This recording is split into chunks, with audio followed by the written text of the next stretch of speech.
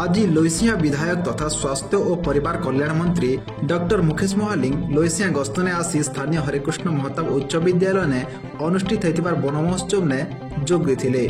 ई अवसर ने मंत्री डॉक्टर मुकेश महालिंग परिवेश सुरक्षा और नुआ जंगल सृष्टि दिगने कार्य करबार लगी उपस्थित लोक के सचेतन करथिले। बलांगीर बनखंड अधिकारी सुदर्शन बेहरा प्रत्यक्ष तत्वावधान ने अनुष्ठित ई उत्सव ने लोईसिया बीडीओ श्रीजुक्त अक्षय पाणी उड्डू, वनांचल अधिकारी पाउल हरपाल, लोईसिया सरपंच नवकिशोर नायक, तहसीलदार संघमित्र कार्लो, आईआईसी जाग्यसेनी नायक, फॉरेस्टर बाबुला दास, समीर महापात्र, इंद्र बेहरा, स्कूल शिक्षक शिक्षयित्री छात्र जोग देकरी चारारोपण करथिले। परे अग्रेसन भवन ठाने सीनियर सिटीजन असेंबली तरफ स्वास्थ्य मंत्री को संवर्धन ज्ञापन करबार संगे लोईसियार विभिन्न समस्या के निकरी मंत्री को अवगत करथिले। ई कार्यक्रम में सीनियर सिटीजन असेंबली सदस्य रामचंद्र पटेल, विभूति भूषण साहानी, गजानन अग्रवाल, शशिभूषण शतपथी संगे अंचल अनेक भद्र व्यक्ति उपस्थित थिले।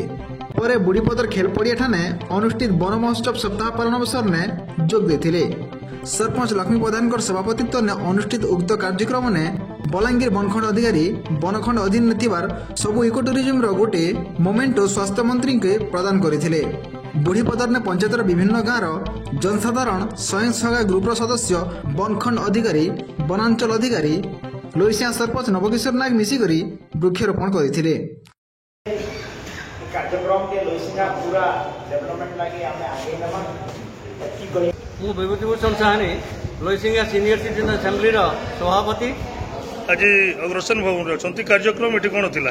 अग्रसेन भवन रे हमें जो कार्यक्रम आयोजन करथिलु हमर मुख्य उद्देश्य थिला मंत्री हमर एमएलए मंत्री होइछंती एवं कैबिनेट पाइया पाइछंती, स्वास्थ्य विभाग मंत्री पाइछंती, तांको संवर्धित करबा तत्सहित हरिकृष्ण महताब हाई स्कूल रे वृक्षारोपण कार्यक्रम करेबा।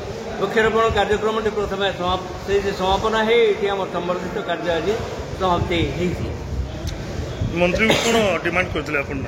मंत्री को अनेक गुड़ा डिमांड दिखाई तार भर सीनियर सिटीजन असेंबली गोटे गोटे ऑफिस कोठरी तत्सहित इटा स्थानीय बंध को मॉडल फंड आकार ग्रहण करवा, गोटे पार्क निर्माण करवा एवं यार ये जगह हॉस्पिटल विभिन्न डिमांड रही जमती कि सबू विभाग में डाक्तर नहांती, नर्स नहांती, ये सब गुड़ फुलफिल करवा। रेलवे स्टेशन रे जिते बड़े उद्घाटन होता पुरी दुर्ग एक्सप्रेस से समय आम कहीलु समलेश्वरी एक्सप्रेस को ये रखापी यहाँ कहुई मंत्री महाशय को से बाबद पदक्षेप नापी आहरी अनेक अनेक डिमांड अच्छी तार मेमोरेंडम कॉपी आपन को आप दौचु आपन ताको दयाकरी सार्वजनीन करेंगे। आपन केते दूर आशावादी सब डिमांड गुडी को फुलफिल होबो बोली आमे आशा रखुछु। हमर जेहेतु कैबिनेट मंत्री हमर एमएलए से निश्चय हमर दाबी सुनिबे एवं ए दिगरे हमको संपूर्ण सहयोग करेंगे। जहाँ तांको द्वारा जहाँ हो से निश्चय पदक्षेप नेबे बोली आशा।